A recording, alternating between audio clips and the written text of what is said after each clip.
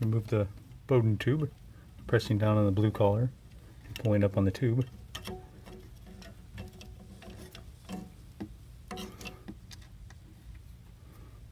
Use a 1.5 millimeter or 1/16 inch Allen key, or I like one of these, 1.5 millimeter. One turn, maybe two. Removes.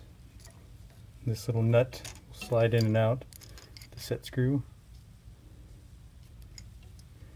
Some might have little 9 millimeter long by 4 millimeters inside, 6 millimeter outside on the PTFE tube. Just slides in there. Some will have it already. Keep it from getting out of line. So you can either leave it in, take it out, get yourself a new Bowden tube coupler if you need one. This sits in there, it doesn't thread, and my heat break, I don't use that tube, so it wasn't the right size. Coupler just sits in there, it doesn't thread in. There's no threads, just sits. First you got to put the little nut back in.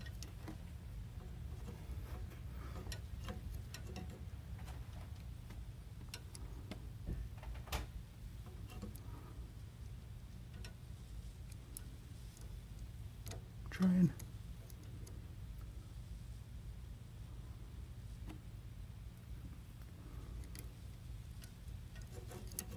There we go. Coupler in, slide up the little set screw and bolt or nut. Just screw it back in.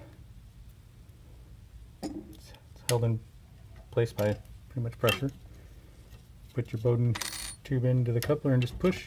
It's locked in place. And if you need to remove it, again, you just push down the collar.